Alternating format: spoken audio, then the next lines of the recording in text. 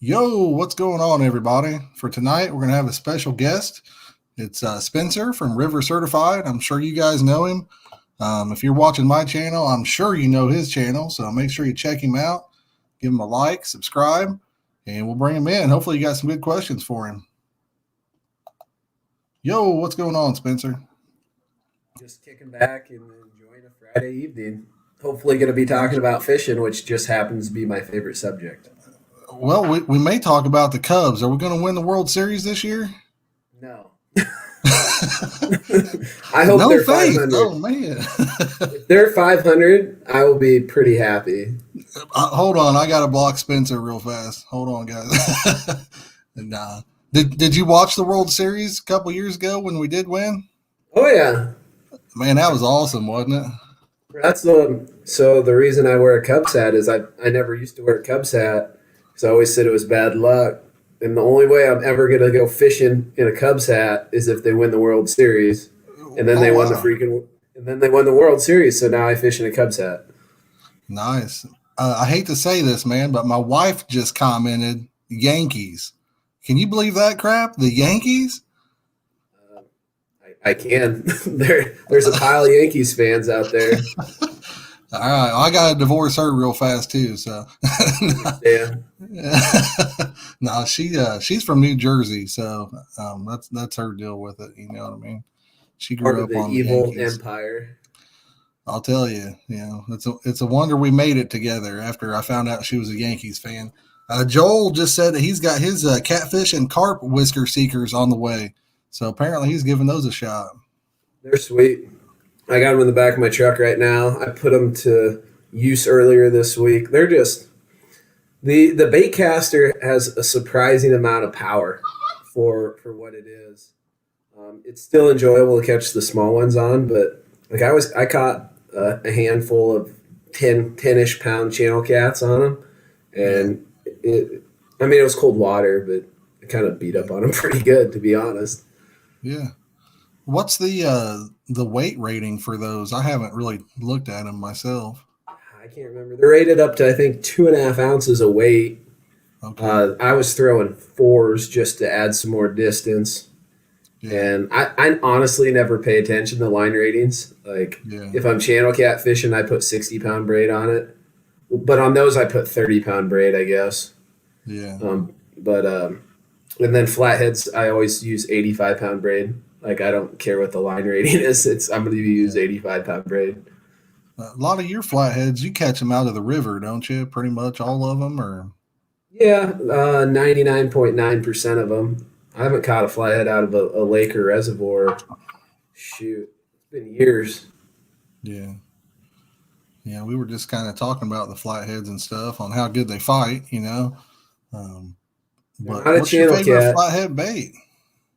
Oh, anything alive. Yeah, I guess I have some things I prefer, but to be honest, when you fish a bunch, especially a bunch of flathead fishing, you use whatever you can get. Like sometimes all you can get's bluegills, sometimes all you can get's bullheads, sunfish. If I'm lucky, maybe like carp. I like carp and goldfish, stuff like that.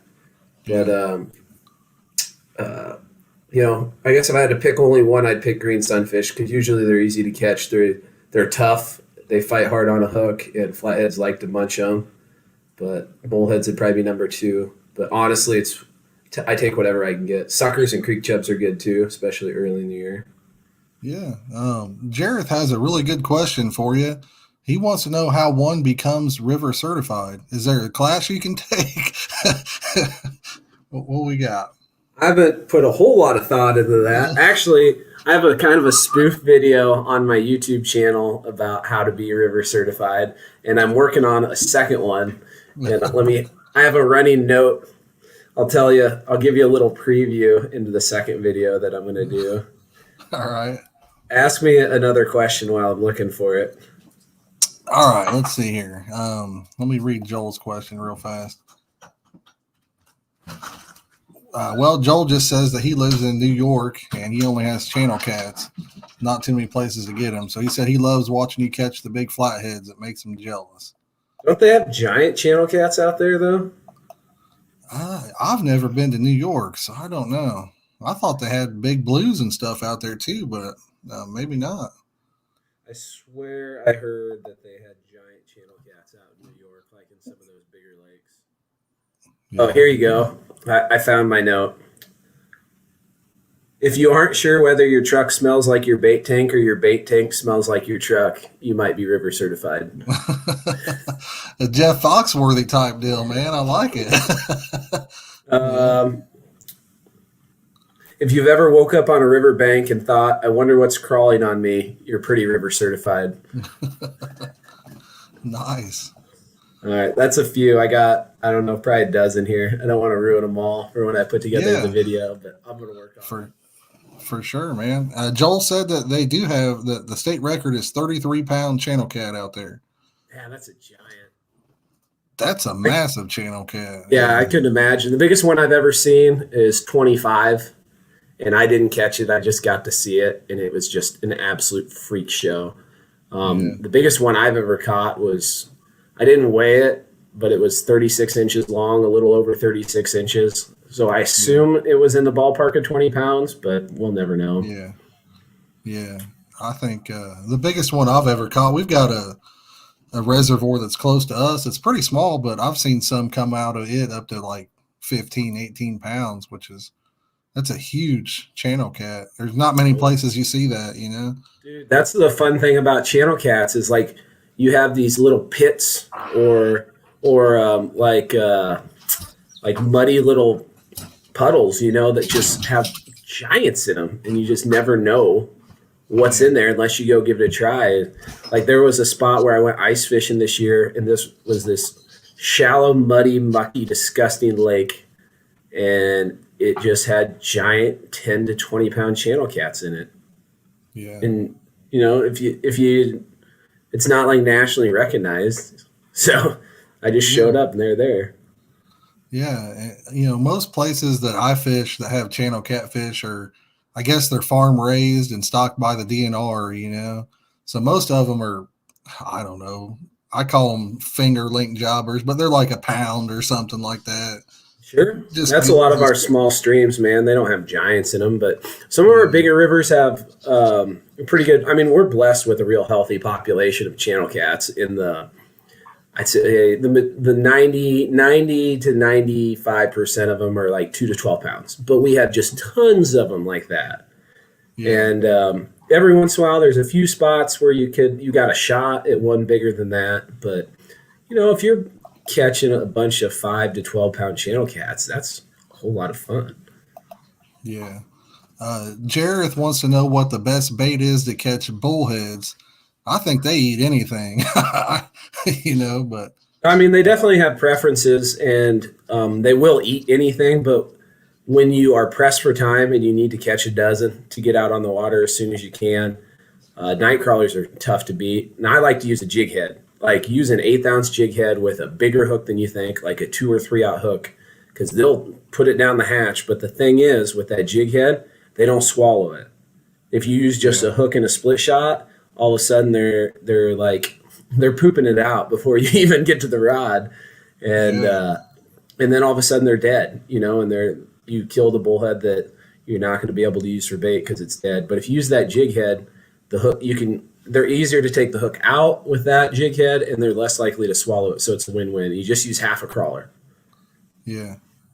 I know when I'm carp fishing, I can't keep from catching them at some places, and their belly is, you know, full of, like, you got your boy, and he's just full of pack bait, and it's just falling out of his mouth because he'll go around and eat everything he can find of yours out there. They're gluttonous. I have one in an aquarium, and his name's Tater for short, if you were curious. But he'll eat whatever you put in there, and he'll eat it immediately. And you could feed him a dozen night crawlers, and he would put them all down the hatch, and he is only like 5 inches long. Like, wow, he just doesn't care. Yeah. Well, the He'll same reservoir that I was telling you had some of the nice channel cats around here, I think there's a state record bullhead in there.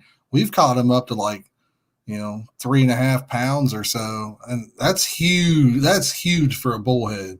Dude, I think our state record is like 4 or 5 pounds, maybe. I'm going to look it up real fast, man. My guilty pleasure, like I honestly don't give a crap about records. I don't give a crap about weights. I just want to get out and fish as much as I possibly can. But if there was Yeah. a record that I would want to have, I'd want my name next to.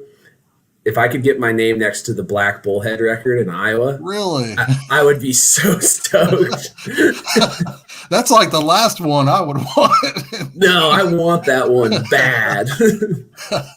Well, over here in Indiana, the state record bullhead is 4 pound 9 ounces, and that's a big one. And I bet you over here at Middle Fork, I'm positive that there's one in there that's that size.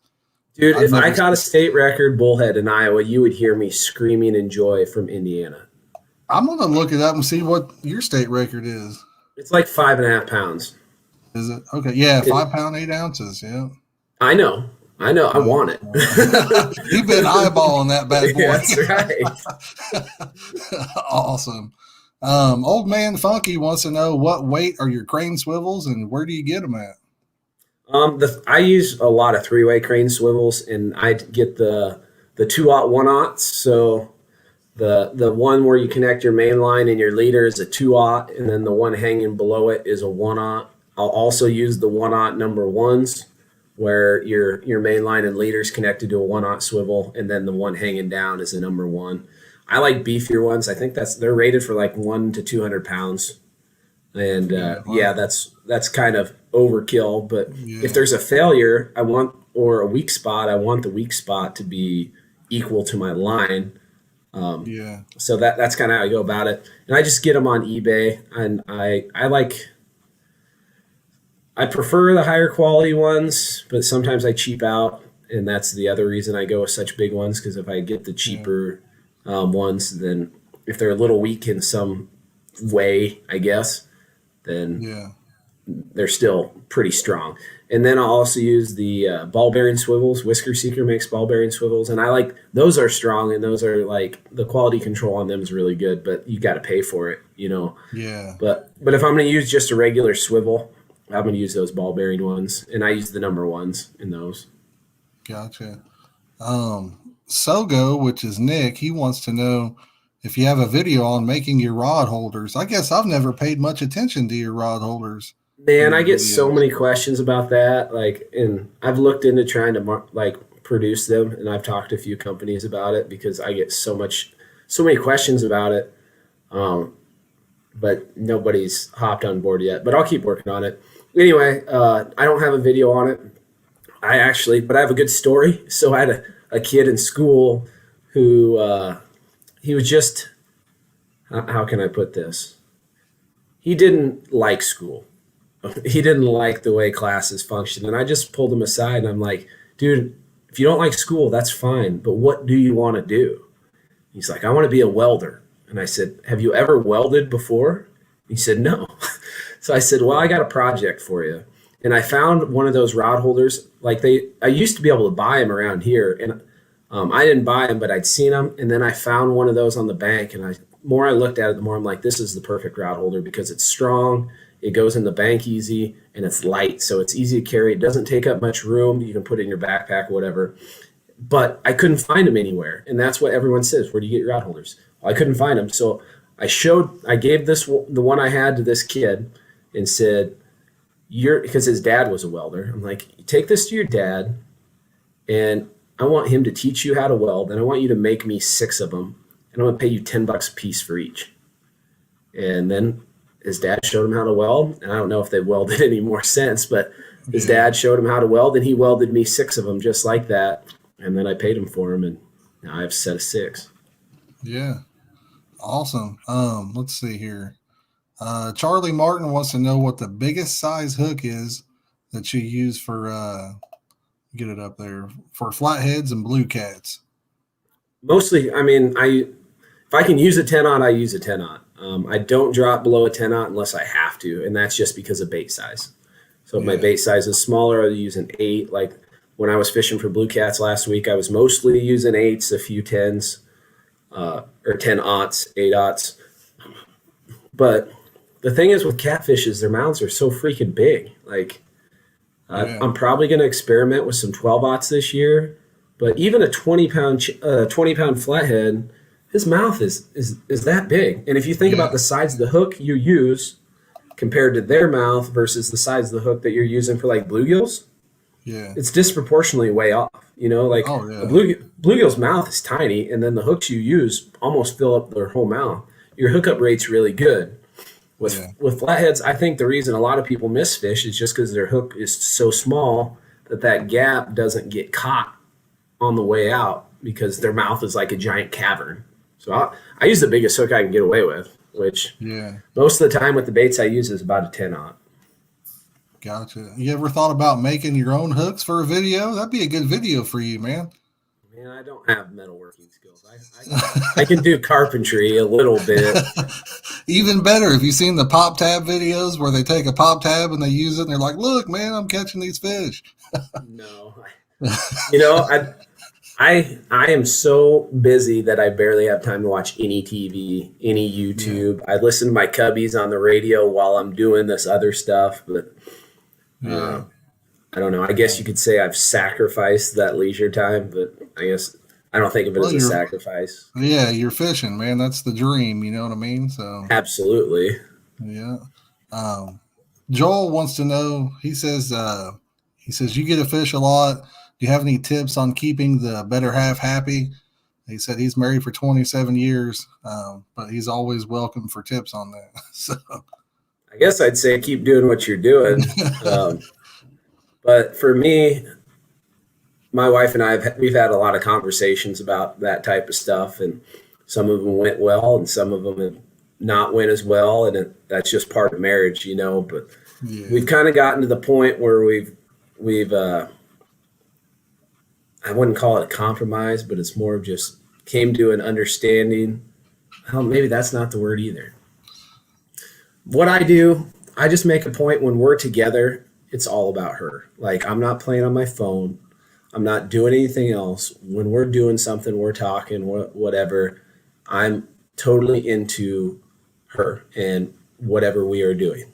And then when it's my time to do my other stuff that I do, then I get to go do my other stuff that I do. But when I'm with her, it's all about her. There's, put the phone away, no distractions, whatever. Yeah. I know Old Man Funky says he's been married for 24 years and his wife says, get the hell out. So, there is that side of it too. So I guess my wife, she's working on her PhD. Oh, nice. She's really busy. So there are times where it's actually better for her that I just am not even around so she can focus on whatever she needs to focus on. And then that works for the fishing stuff that I do. Yeah. So that works out all right. Yeah, that's awesome. He also said that he can see you hooking up a turkey with a shark hook and dipping it in Kool-Aid and fishing with it. So, I've tried that before. Not in Kool-Aid, but I used to be big into shark fishing, man. Like that used to be my gig off the beach, and we've tried the chicken and the turkey and the poultry, and it doesn't work very well. Like it's all, like if it's not native, you can get pecks on it and stuff, but it's almost like throwing out a dip bait. You just get a lot of little taps and short strikes and stuff like that. But if you put out the real deal, like a big old stingray or a tuna head or something like that, or even one of my favorites is a chunk of shark. Like you catch a black tip, because in Florida you can use shark for bait, or at least you could last time I was down there, it's been a while. But anyway, you can use sharks for bait as long as they're not protected. And so we take a black tip and cut one fillet off and eat that fillet, and then the other fillet we just use for bait. And that's a really good bait for big sharks. Yeah, I've never shark fished. I'd imagine it's fun to reel one of them in for sure. It's catfishing, like for real. It's just a bigger version of catfishing. Yeah. Have you ever used like a Cornish hen for catfish? No, I eat them. They're too good. I'm with you on that. My uncle, he's all the time telling me that we need to use Cornish hens. I'm like, man, that would be just stupid expensive. I don't know if he's messing with me or guys using chicken breasts. They don't give those away either. No, chicken breast is expensive, man. Um, I we guess it's had cheaper in skipjack though. Is it? I've never used skipjack. Oh, We dude, had they're Dieter like on. 3 to. We had Dieter on a few weeks ago and talked about a lot about chicken. He likes that chicken breast. So Yeah, yeah. The more I think about it, it probably is cheaper in skipjack because like a big yeah, skipjack is like $3 to $5 a piece minimum, yeah. and if they're tough to get, they're probably even more than that. I'll tell you what. One day I was going fishing with my dad, and he was asking about. He's like, "Man, what should I get?" I was carp fishing. I said, "Get you some chicken breast," And we pulled up to the grocery store, and he comes out and he's got chicken liver. I'm like, "What are you doing?" I thought he was getting some chicken breast. He's like, "You know how much chicken breast costs in there?" I'm like, "All right, man."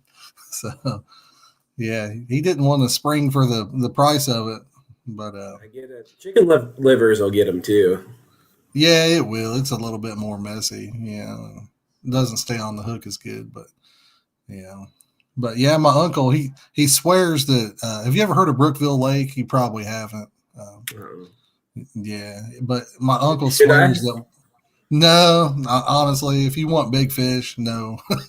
But he swears that he was down at the marina one day and these guys were using full size Cornish hens on their hook with a bait boat, dropping their Cornish hens off like, I don't know, 200 yards out. And I'm like, and he swears they were just tearing them up, catching, 30 and 40 pounders. And I'm like, I've never even heard of a 40-pound fish coming out of that lake. But, so he's been for, I don't know, I'm almost 40. So he's been telling me that story for, 25 years or longer. So, Sure. yeah. That Of sounds course, like like shark every, fishing. yeah, well, like every reservoir, you've heard that they're bigger than cars down there, and Yeah. divers are scared to go back in and all that too. So You know what's funny is I get around and I've been to some places and I went to college in Oklahoma for a couple of years. I've spent some time in Texas and Florida and Iowa, Missouri, and you know, and pretty much everywhere between the mountains, um, west and east. I haven't gotten outside of the mountains very much that way, but I fished quite a few dams, and it's amazing how many dudes you run into at each dam. They're like, "Man, I know a guy who met a guy who's yep, related to this guy, who's roommates with this guy, whose uncle's brother was a diver, and they were down there and they saw a catfish the size of a Volkswagen, and they said they would never go back down there." it's always a Volkswagen too, always. Or school bus. I've heard the school bus one too. Oh, I haven't heard that one yet. That's a big fish. That's what I thought. Just give me That's that one, chance. I'd love to yeah. hook up. Just give me that chance. I don't know, man. You want that bullhead record too bad. You're right. You're right. um, but let's see here. Can you use a 10-foot net in Iowa now? Is what Old Man Funky wanted to know. You can use a 10-foot diameter net. You can use a 5-foot radius net.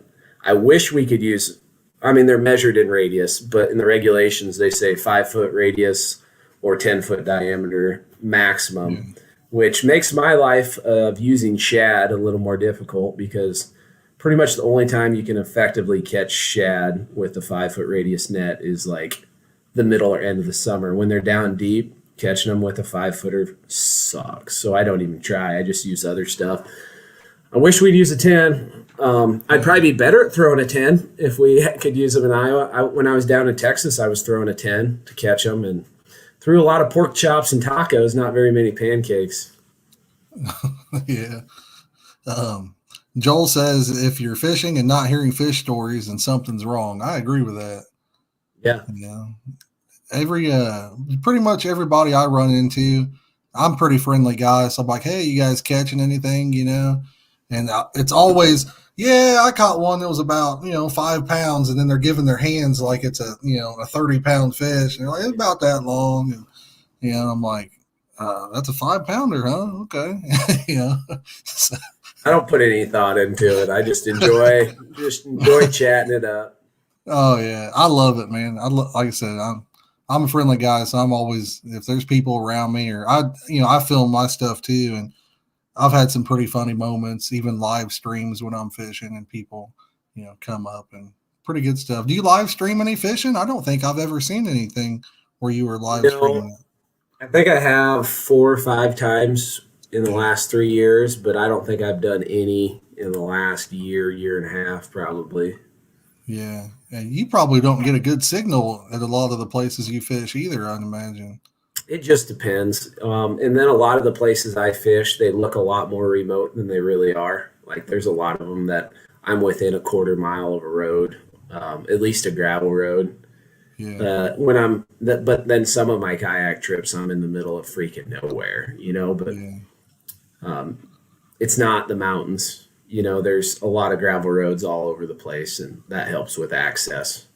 Yeah. But the river that I live close to, the stretch of the Des Moines, it's the Des Moines River that I live close to. Um, there, it really is the middle of nowhere in a lot of those stretches. So, and then it's also you have all of this farmland, and when you get close to the river, you get to the river valley, and it's not like the Missouri River. The river valley is like 20 to 40 miles wide. You drop down, and then you're in that river flat, and then there's a river here.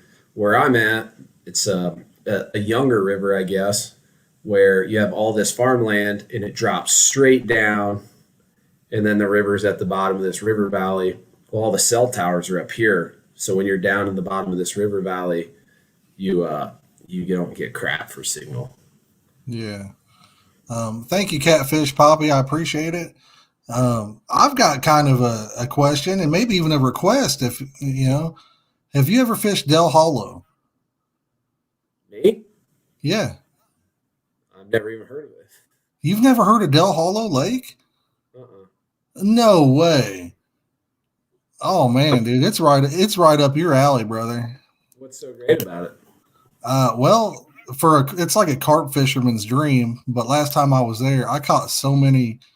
I don't know, probably 8 to 12 pound channel cats fishing for carp. It was ridiculous, but it's like the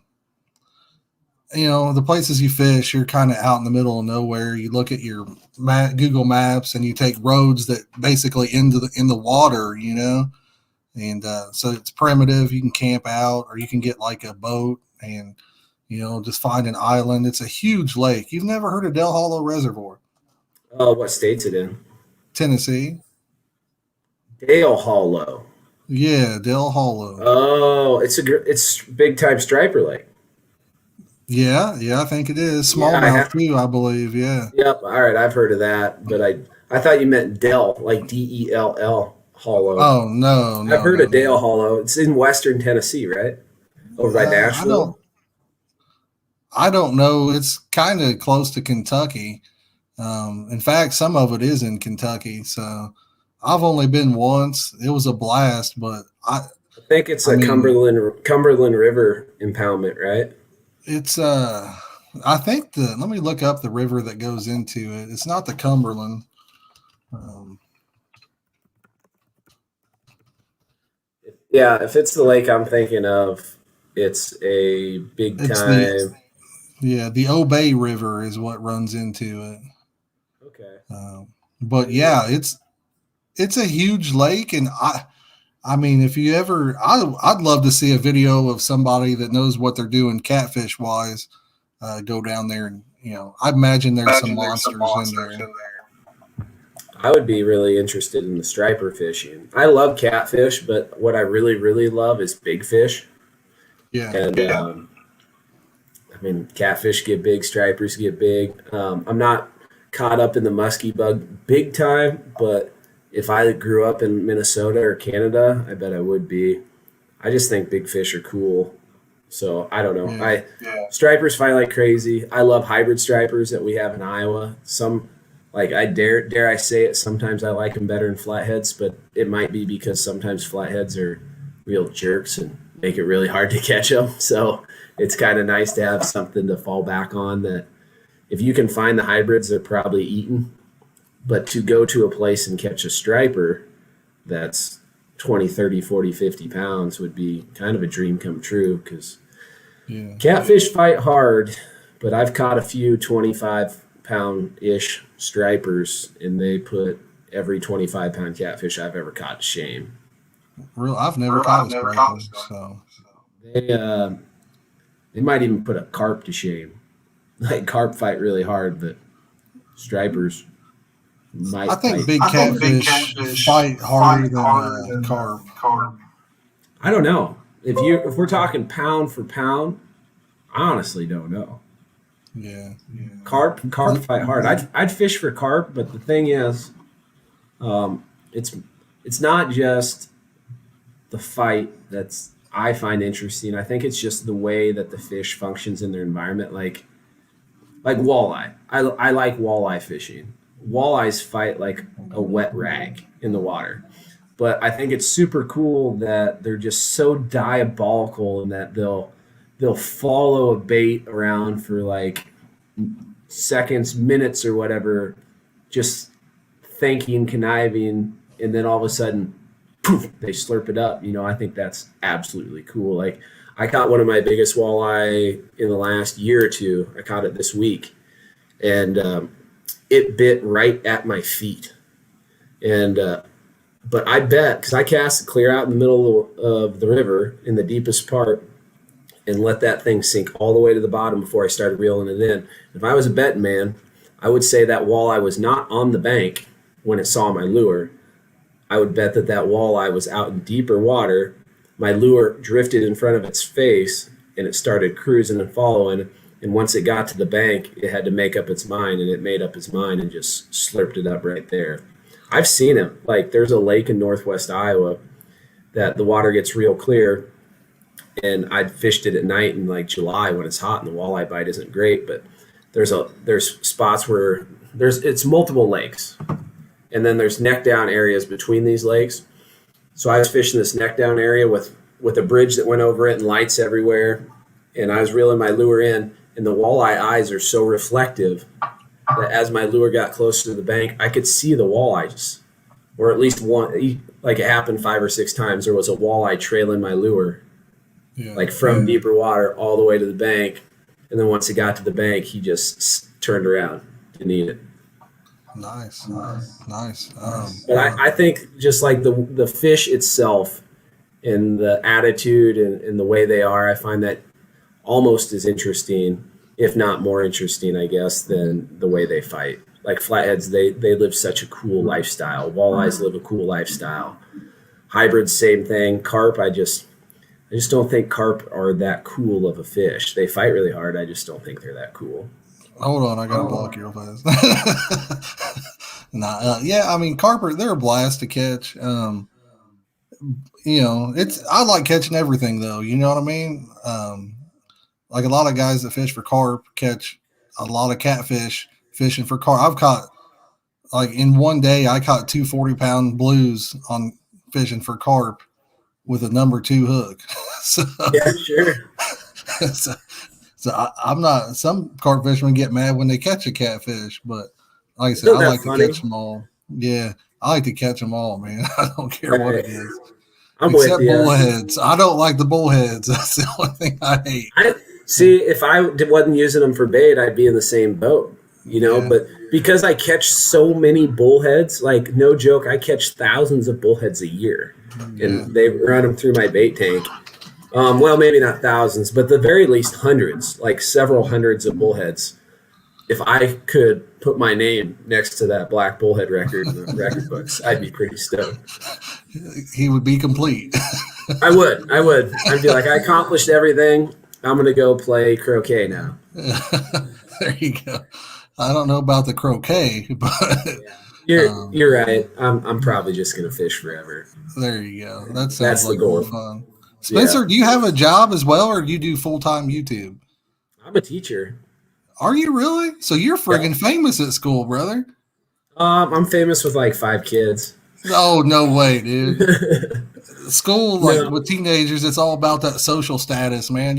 I know you're like super famous at the school then. Yeah, but I teach junior high kids, and if it's not right in front of a kid at that stage, developmental stage, it's hard to keep that at the front of your focus. So it's out of sight, out of mind type deal. There's a few kids, who you talk about it and joke around about it, but for the most part, it's not a big deal.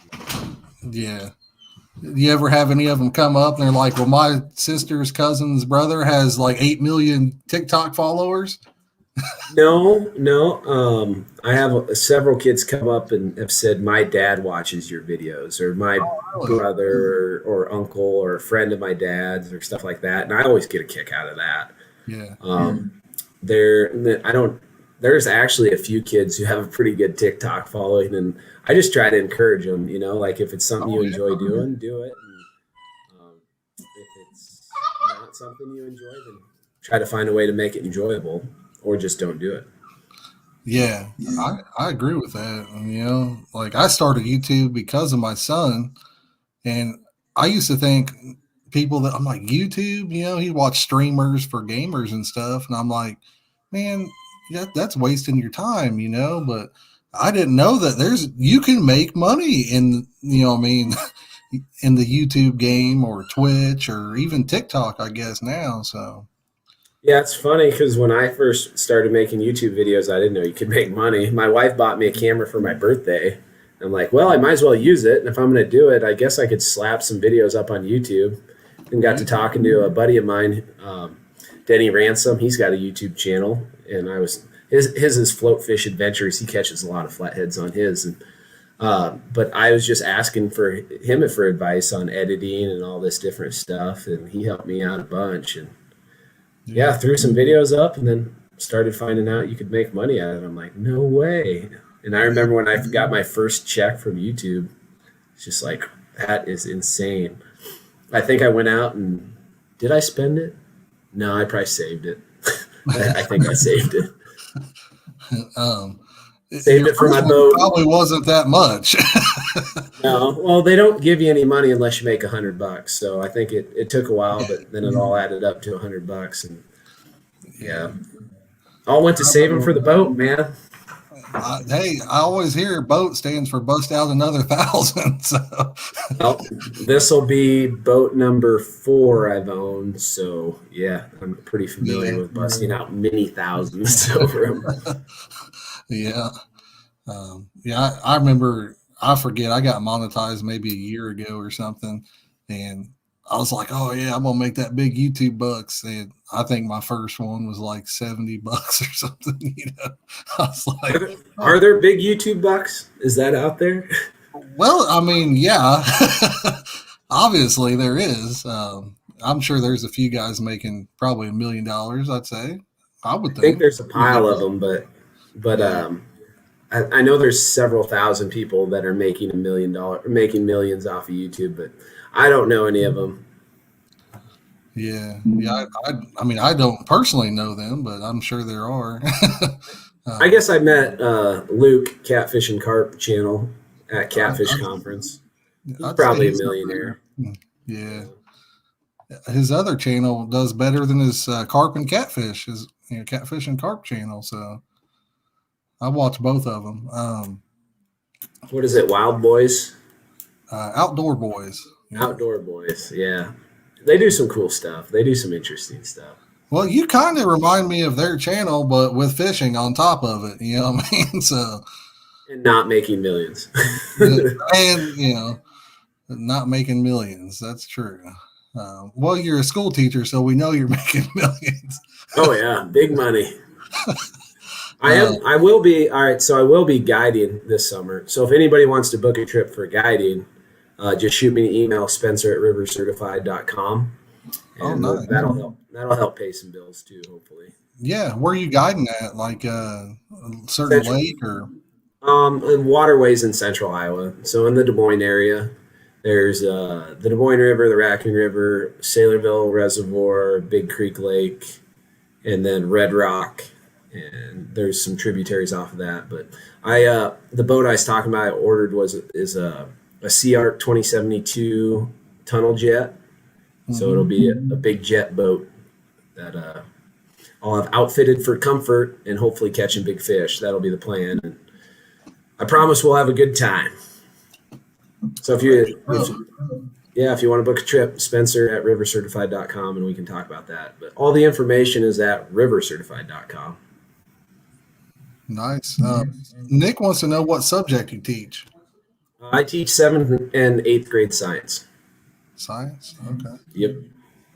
Do you throw any fishing education in there with it, or? I bring up fishing pretty regularly, but as far as creating education out of fishing, I don't put together a direct connection with that because kids seem to lose focus pretty quick.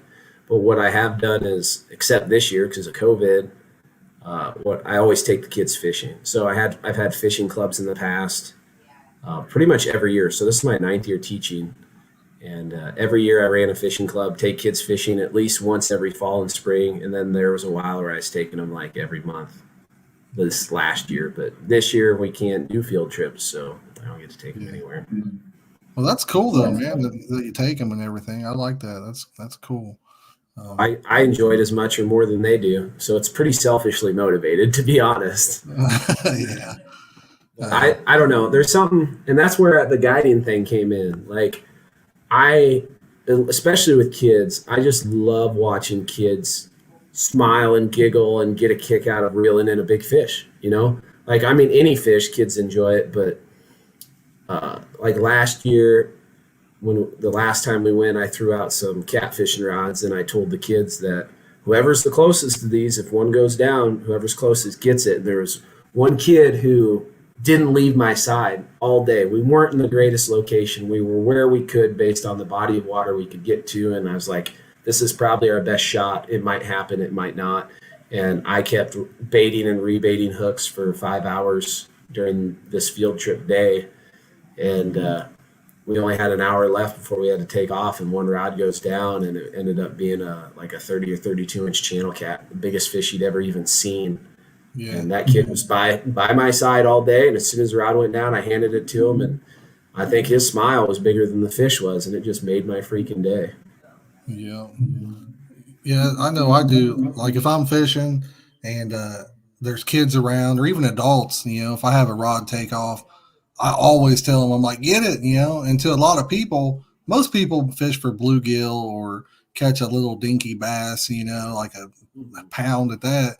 And a 5-pound fish for a lot of people is a bigger fish than they've ever seen, and than they'll ever even catch. So yeah, it really, and it sticks with kids especially, so that's a good way to get them into something productive, I would call that, and keep them out of trouble. So definitely something good to get in. Joel wants to know if shore lunch is included with the guide service.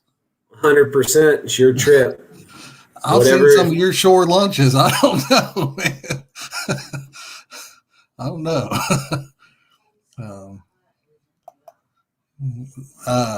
Nick says that he spends more in super chats than he'll ever make in YouTube revenue. You're one heck of a guy, man. Well, he's just getting started, I think, on YouTube. So, but yeah, it's still easily done, though. I mean, if you like what you're watching or whatever. But yeah, Old Man Funky says he wants a fish taco if he goes. Deal.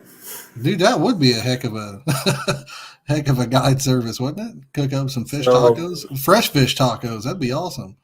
So I try to put as much as I can on credit cards, and I pay them off every month just so I can get the cash back. And I've been saving my credit card reward points for about a year, and with the sole intent of getting a grill for my boat. And I just got it last month.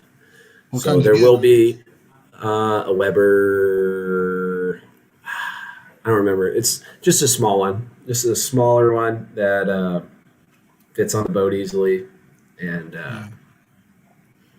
then I'll just have that in a skillet and grease and breading every trip. So if somebody wants me to fry them up some fish, no big deal. And then if they want fish tacos, tortillas are real easy to carry along. And the veggies would be tough, so there may or may not always be veggies, but there would always be tortillas. And if somebody special requested it, no problem. Yeah. As long as I can eat some too, we got to catch enough for all of us, and I eat a lot. Well, what if you guys don't catch any that day, man? You guys might. I promise we'll still have fun. That's my 100% promise. You might go hungry, but there'll be backup snacks. Are you going to offer any like like the river certified guides where you guys get out there on the river and kind of camp out on the bank? That'd be pretty cool too. Um, I've had a few people book all nighters, and it just depends on what they want out of it. I don't have a ton of camping gear to provide for other people, but if somebody wanted to bring their own camping gear and fish all night, or if you want to fish in the boat, if you want to, and what I've done is just I offer 4 and 6 hour trips, and the people who wanted to do an all nighter, I just stack 2 6 hour trips, so it's 7 p.m. to 7 a.m. If Yeah, cleanup takes longer, it's not a big deal, and then we get back to the boat ramp when we get back to the boat ramp. But 100%, like if you wanted to do a camp out on the river, ain't no big deal. Bring your camping gear, and I'll get you to the primest location that I know of as far as putting a big fish in the boat. Or if you want to just go catch a bunch of eaters and cook a shore lunch, it's the options. There's a lot of options, and I just do my best to accommodate those options. yeah. I'm sure you'll do really good with it. What do you have a pricing set up for it already for how long it is for 6 hours? Everything is on rivercertified.com. You just click the tab that's book your adventure. There's prices for daytime rates, there's prices for nighttime rates, and that's how I differentiate things. Nighttime's more expensive, and the way I look at it is it's just I'm working evenings, I'm working nighttime, so it's going to be a Yeah, little bit more. But yeah, extended trips, you just take the 6 hour rate, and if you want to do 12 or if you want to do 18 or had a few requests for 24 hours but nobody's followed through on it, but you just take those 6 hour prices and just stack them yeah, together. And if you really wanted to do a 24 hour, I'm sure I could work out some accommodations like that nighttime pricing. I might just make it all daytime pricing. yeah. Like I said, I think that's cool. I think you'll do really well with it because I'm sure there'll be a lot of people that want to get out there and fish with you. Hope Um, so. Like I said, I'm do my best to put you on fish. We have a wonderful channel cat population, and if push comes to shove, you can usually count on Charlie Channel Cat. There's a lot of other like flatheads. Flatheads are more elusive, but that's part of the thing that makes them more special. That's why people are so infatuated with them because they're not easy to catch. yeah, And I average one flathead bite per 6 hours of fishing. So if you book a 6 hour trip, you're going to get one yeah, shot, and then yeah, if you execute on that shot, you're going to have a story. And if you don't, then well, it's okay because you got better. And then we're also going to have channel cat rods out, so you shouldn't leave without catching something. You know, because yeah, generally speaking, on every single brush pile in the river, some are more channel cat centric and some are more flathead centric. But each brush pile, there's different sections of that timber that tend to concentrate flatheads, and there's different sections of that timber that tend to concentrate channel cats. They don't want to be close to each other because the channel cats don't because they're on the menu. Like they get yeah, close to a flathead and they get wolfed, but they need to be set up in current breaks because swimming in fast water all the time is not very conducive to staying alive because you're burning more energy than you're consuming. So they'll set up on current breaks off of those brush piles. Even with the flathead buried deep in it, those channel cats will like maneuver the periphery so you can cast flathead baits in one section and cast channel cat baits in another section. And even if it's a spot where there's a flathead or multiple flatheads, they don't always eat, and that's okay because the channel cats pretty much always eat. And you can put a rod out for one of them, and then you'll yeah. have something to reel in. Yeah, for sure. Jared said that he's going to do a guided trip with you right after his vacation at Del Hollow. So you got at least one Sweet, person that said he's going to get in there with you. sweet. Like I And, said, and it'll, fishing's about the experience as well because everybody knows that you can't always catch a fish. There are times where stuff happens and it just doesn't work out. So it's all about the experience as well, which I'm sure that'll be one of the main things just to get out there and you got a lot of That's the way I support. look at it. I enjoy the Yeah, process, and the process often exactly. leads to a big fish. It often leads to a lot of fish, but if you just focus on the process and enjoying that, then you're always going to have fun. You're always going to have that return on investment. Like you invest your Yeah, time into something, you want to get out of it enjoyment. And if yeah, your enjoyment is the act of doing, then you're always winning. Yeah. If your enjoyment is the act of catching, then sometimes you enjoy it and sometimes you don't. But If I would it's focus on always making it enjoyable. yeah, and if the act of catching is the fun, which it is the fun part, but if you can't have fun without the other, you probably shouldn't be a fisherman because, like I said, there's times where, you know, um, I've seen times where you go 2 or 3 trips and not catch nothing myself, and And then that's just the you might reality. But literally burn them up the next time, you know. So well, and it depends on what you want to target. So like channel yeah, cats are a very consistent fishery in Iowa. Like yeah, yeah, to go out and target channel cats, like you're gonna get bites. You're probably gonna. I mean, honestly, you're probably gonna catch quite a few. To go out and target just flatheads, which is my favorite. So like I'll go yeah, out and there'll be trips where I blank. I'm not even like pretend like it doesn't happen yeah. when I'm strictly targeting flatheads. But if you want to catch channel cats, like that's a very consistent fishery. And then Oh yeah, yeah. there's certain times a year where hybrid stripers are a very consistent fishery, or white bass are a very consistent fishery, and those are all a whole bunch of fun. Walleyes are pretty hit or miss. Walleyes are a lot like flatheads in Iowa, which is one thing I enjoy about them is their elusiveness and the fact that they taste amazing. So I could do walleye trips, but sometimes you go out and you beat them up, and sometimes you go out and you don't catch nothing. But if you were to book a walleye trip and we went out and you fish the sunrise and you don't get bit for an hour or two, and then the sun starts getting high, and even if the walleyes were biting, they're not anymore. So then you go switch gears and then you go chase channel cats, and then you get some rods bending and you still have a Yeah. good time. And you probably have a walleye taco because you probably caught Hopefully, one. So if you catch them, yeah, for sure. yeah, for sure. And if there's I don't keep very many flatheads. I keep quite a few channel cats, but there's not very many walleyes I catch that I let go. So even if you went and if somebody booked a trip and didn't want them, I'll take them. Yeah, yeah. I don't eat fish anymore, but I know everybody loves walleye from what I understand. So Yeah, they're very mild. They kind of taste like whatever you cook them in. They don't have a super distinct flavor. I'll tell you what, though, my favorite fish to eat, other than walleye, is probably northern pike because they have a pretty mild flavor, but they still have they have a flavor. Like walleyes taste like whatever you cook them in. yeah, Pike actually have a little bit of flavor to them, which I appreciate. I don't think I've heard of anybody eating pike. So seems like all the videos I've seen on those they caught, catch and release them. They're a pain to clean. They have that wide bone. You have to work around that, but Yeah. they are a wonderful fish to eat. Yeah, so I've never had one, and I don't think I knew anybody that had one. I'd like to talk about gear a little bit here. I know you like the Whisker Seeker stuff. Do you use their monofilament or their braid at all? I've never really paid attention to the line on your rods, I guess.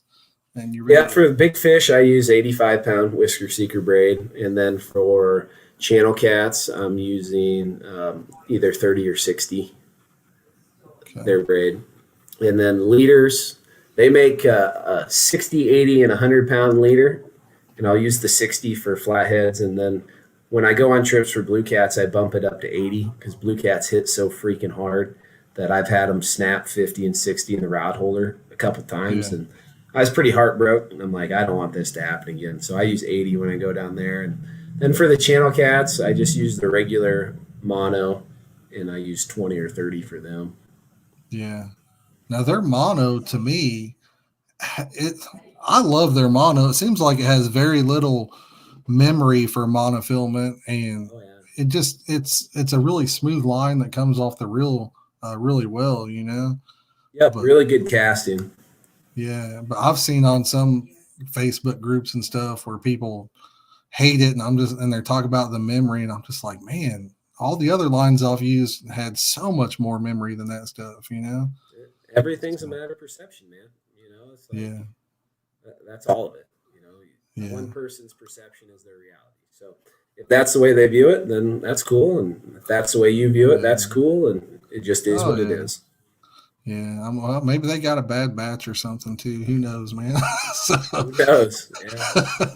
you can't make everybody happy. I've learned that in life. So We all got our own opinion, but yeah. And I know you said you were using the Luke Nichols rods, the catfish and carp ones, um, and you said you like those for channel cats, right? I do. And for hybrids, if I'm live bait fishing for hybrids, then they're pretty sweet for that. Now, let me ask you this because I have not used one. I think I have 9 Whisker Seeker rods right now, but all mine I think are medium heavy and heavy. I think most of them are heavy. Um, that kind of with the way it was designed, it looks kind of like a bass rod more than anything to me. Would you agree? Would it be a good bass rod too? It's a little heavy, like as far as Mhm. holding your hand, the weight, the handle's pretty heavy. Could it work as a bass rod? Absolutely. The bait casting one you could use for crankbaits pretty effectively. I wouldn't feel bad using it as a crankbait rod, but it's just the handle's a little heavy for that. If Yeah, you're gonna fish all day with it, like if you're a person who's gonna go out in the morning, do a little bass fishing in the morning, and then once the sun starts getting higher, switch gears and go to catfish or whatever, and you don't want to haul a bunch of fishing rods with you, it'd be 100% a great option. The spinning rod is a different action. It's got a little more give on the end of it, and it's a little bit lighter. I actually prefer the spinning rod over the casting rod for that reason. It's just not as versatile, like, and I prefer casting gear over spinning gear. That's just yeah, my personal opinion. The spinning rod, it's got a little bit of give on the end, and then so it's really good for casting like dip bait. If you're using stink bait, dip bait, it's great for that. If you're using like minnows or even live shad, it's great for casting those really, things ones you want to lob so they don't fly off the hook. It's an awesome rod for that. yeah.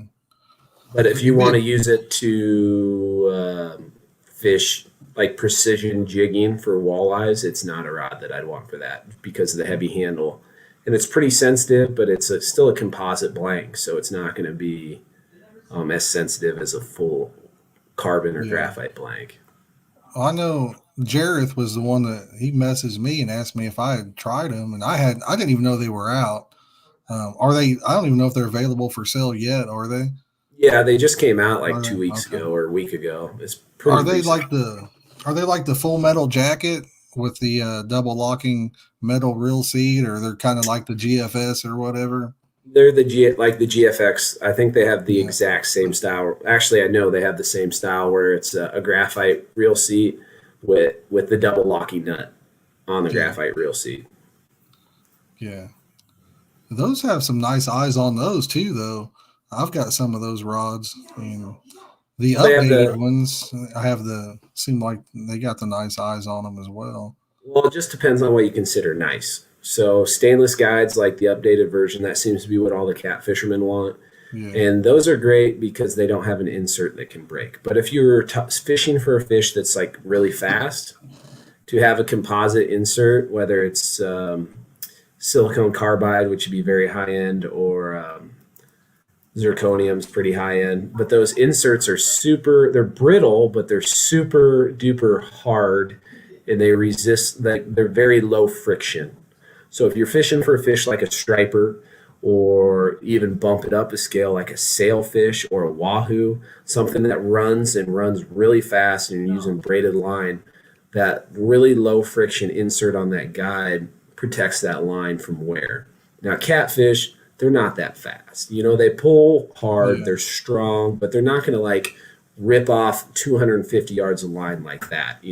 That's not what they do. So those stainless guides are great, but as far as quality goes, they're durable, but they're not that high of performance. Now, with catfishing, you don't need that high of performance, so durability trumps all that.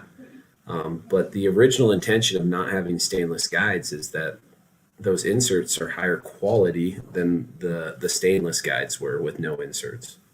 well, see, But I learned something new because I didn't know that. It seems like the rave now is the stainless eye, and the cheaper rods, seem to be the ones with the insert. So I didn't know that.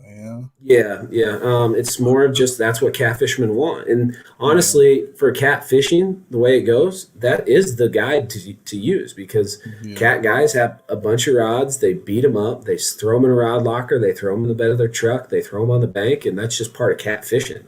It's not that any of these guys are doing anything wrong. That's just part of the sport, you know? So Yeah. I would argue that the stainless guides are the best for that specific type of fishing, Yeah. but are they the highest quality? I would say they're not. Do you have any of the original Whisker Seeker rods? I have some of, or I think I have three of those still that had the original graphite eyes, with the inserts in them and stuff. Yep, yep. So they're stainless with, I think aluminum oxide. I think they're Yeah. stainless guides with aluminum oxide inserts. I could be wrong, but that feels right. Yeah. Yeah, I got some of them, and they work fine. I've never broken an eyelet, but I know people who Me have. either. Yeah. Yeah. I use the heck out of mine, and I use a lot of the places I fish. I have to distance cast, so I would use like a shock leader, and the knot going through the eyes. And I never did have one pop out or Yeah, anything on it. that's not going to do much. When they break, it's impact. So it's either Yeah, stepping on them, or them hitting something, or them being dropped, or stuff like that. That's generally when those inserts on those guides break. It's from the act of fishing itself, line moving through them or not moving past them. Like that's not going to do nothing to them.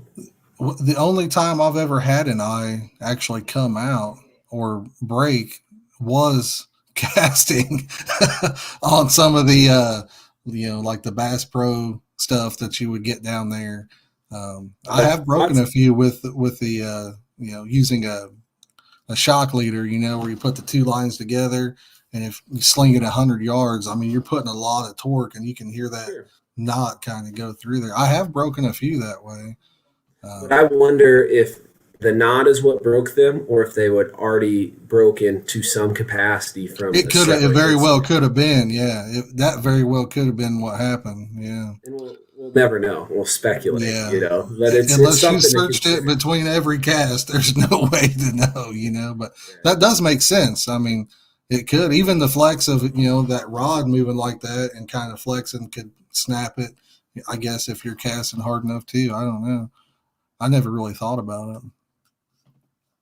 There's a lot of possibilities for stuff like that. Same deal with broken rods. Most rods that get broken on a hook set or a cast or fighting a fish, it's not the fish or the cast or hook set that broke them. It's they already have a crack in them from something else, and then you set Yeah. the hook and then they snap or whatever. Now, I bought three of the when the Full Metal Jacket Whisker Seekers came out.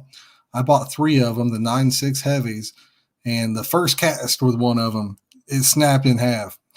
Really, I'm not kidding you. And I mean, they got great customer service. They took they it do. back. They do. I sent them a picture, and then Well, they just sent me a label and took it back and sent me one. Question to you: have you ever broke one? That's the only one I've ever broke. So I haven't, but they are more prone to breaking than a solid fiberglass rod.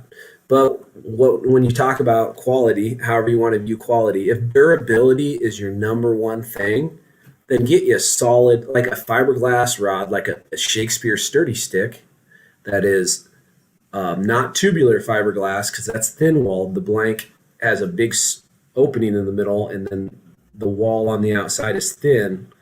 Get you a solid fiberglass fishing rod, like a sturdy stick. Heck, look at golf tees. Your flags on your golf tees.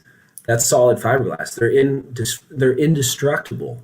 But once you get into a higher quality fishing rod, one that is lighter, one that is more rigid, one that can do more things, like a Whisker Seeker is a composite. So it's yeah, fiberglass and carbon. The carbon's more brittle, but it's lighter and more sensitive. And then it's just more enjoyable to fish with. But what your trade off with that is it's a little less durable. Now, never had an issue with them, and I'll tell you a story about it here in a sec. But that's the reality of the situation. Like most of your offshore fishing rods, they're fiberglass because the durability is so important out there. To have a Whisker Seeker, you're buying a rod that performs at a high level, but you can't uh, jump on top of it. I wouldn't recommend that. Not that anybody yeah, would want to do that with their fishing rods, but those solid fiberglass rods, you could literally walk on them and hit them against stuff, and they're still going to be fine. You could crack one and you could still fish it because that's how solid fiberglass is. It's super durable, but it's really yeah, heavy. Now, I had my old Colorado, Chevy Colorado. I was driving down the interstate, and I had those 7.5 footers set caddy corner in the bed of the truck, and then I had a 50 quart cooler full of water and bullheads. And I was going to class, and this was when I was working on my master's.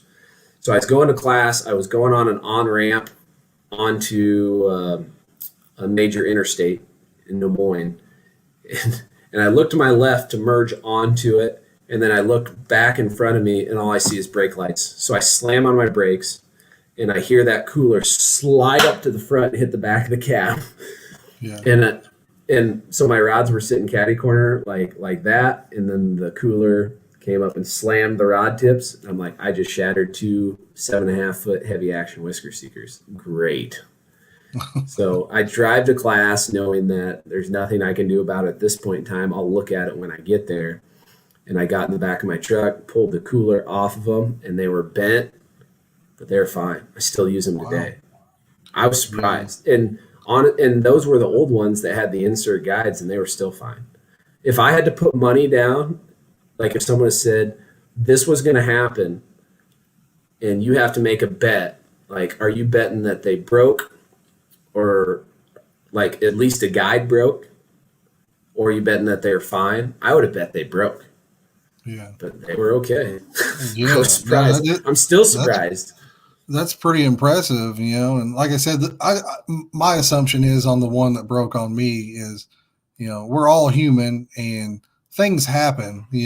So there's always something bad that can be put into, come out of production and be shipped out even with the best quality control there is. Happens with everything, TVs, cars. You can buy a brand new car and get a lemon, I would assume it probably had a crack in it that I didn't know was there and they didn't know was there. Yep. I mean, imagine my surprise though when I'm like, "Oh yeah, baby!" I'm like, "What the?" Freaked me out though. I know that. So, 100%. There was a crack in it from something. Yeah. It could have been you. It could have been manufacturing. It could have been shipping. It could have been a million things. But there was definitely a crack in it that caused it. Yeah. Yeah, for sure. I know it caught me by surprise, but for sure. I know Jarrett said his favorite rod is a Whisker Seeker ice rod, the little ice stick. So we'll hold on.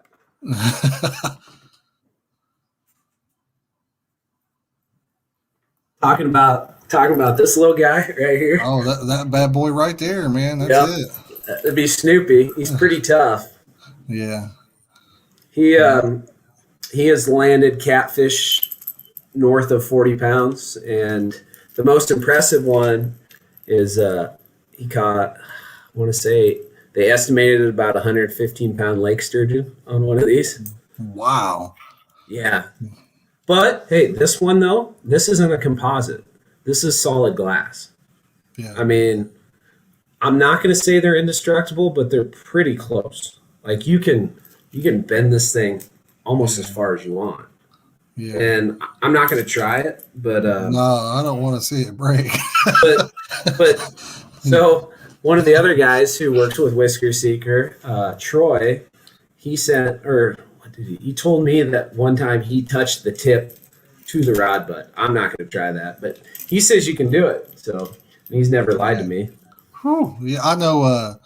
Have you seen the video where Luke did I think it was an ugly stick or whatever? I mean, he did everything you could think of to that ugly stick. Picked his kid up with it, hooked it up to a go-kart. So apparently the ugly stick is nearly indestructible as well.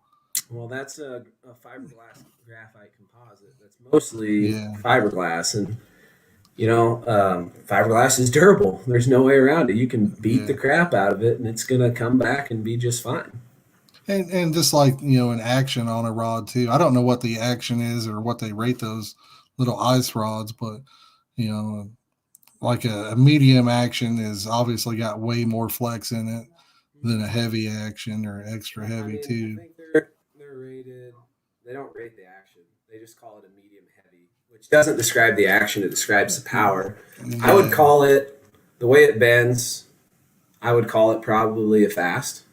Yeah. Now, if you go past its general bend, I'd call it a fast because, all right, so the action of the rod is described as fast, extra fast, moderate fast, moderate, or slow, and that's just the way that it bends. It's tapered. Yeah. So I'd call this a fast because the tip bends and then it pretty much shuts down through this part of the blank. Now a moderate fast would bend more like this. A moderate would bend about all the way through halfway in the blank, and then a slow bends all the way parabolically from the tip to the reel handle. Yeah. So I don't know. I'd call it a fast. Yeah, that's good information there, you know. And one of the reasons I really like the Whisker Seeker rods is I like the diameter. You know, they're thinner than most catfish rods. Some of those catfish rods are really thick, and I don't know. I just really like the Whisker Seeker because of they're just a good rod. Other than they fade really fast. Boy, they fade quick. But that doesn't affect performance. No, no. They're a lot of power in a compact package. Oh That's yeah, like. and they're reasonably priced too. I mean, I think, you know, 80 or 90 bucks or whatever. Catch them on Black Friday, guys. That's when you want them, but they sell out quick. That's no joke. And you can get they have a notification deal. Like you go to their website. I don't remember. There's a pop up that pops up when you get on their website, and you can sign up for their email newsletter. And then anytime there is a deal, you get notified, which is kind of convenient. So are you like sponsored by them or anything like that? Are you an affiliate or anything like that? Yeah, I'm one of their pro staff members. Okay. I didn't know if you had like an affiliate link that you wanted to give out for people that are I wish interested. you should. If anybody orders anything after this, there's a note section, and you could say, "Hey, you should hook Spencer up with an affiliate link on there." So I give you a little bounce back. But no, this is all out of the kindness of my heart for the most part. Yeah. Well, that's awesome. Hopefully they give you a good deal on some rods or give you some free ones anyway. So I can't complain. They treat me pretty good. Yeah, that's awesome. Like I said, I know I don't have any affiliation, so if you had a link or whatever, tell them that they at least owe you an affiliate link. That way, when people click it, you get. Like I said, they treat me good. I can't complain. But if somebody wants to give them a little nudge, that's not going to hurt my feelings. Hook him up, Whisker Seeker. So do you know Chad Ferguson then? You ever talk to him? I met him at Catfish conference 2 years ago. Yeah. Okay. Trying to get him on the show sometime. He said he's a pretty busy guy, but. Oh, yeah. I was giving him a hard time down there. I'm like, you're the only guy I've ever met who fishes 366 days a year. He is living the dream. Right? He gets the bonus day, man. So, yeah, that's awesome. Well, Spencer, I know I told you about an hour, brother, and I don't want to keep you any longer. I'm sure you got stuff to do. It's a Friday night. Since you're home, remember, you got to keep the old lady happy. It's all about her since it's yes. so if you would, I'm going to end the stream, but if you would just hang out for a second, I'll remove you and I'll come in and talk to you for just a minute. And is that cool with you? Oh, absolutely. And thanks to everybody who took the time to listen. I appreciate it. I'm sure you appreciate it, but I definitely appreciate it. Dude, I enjoy talking about fishing. You know, there's nothing I'd rather talk about, and it's easy for me to get, just go off on this one thing or another. So thanks for asking me to be on here. No, man, I really appreciate you coming on. I know, like, once I get started, it's terrible because I could talk it for hours and hours. You know what I mean? So I like to think about other people because I know they got lives too. So, me and Dieter was on here, and I swear, if my camera wasn't about to die when he was on here, we couldn't, I couldn't quit. And he likes to talk about fishing too, so once you get going, it's really hard to stop. But Spencer, I really appreciate you coming on.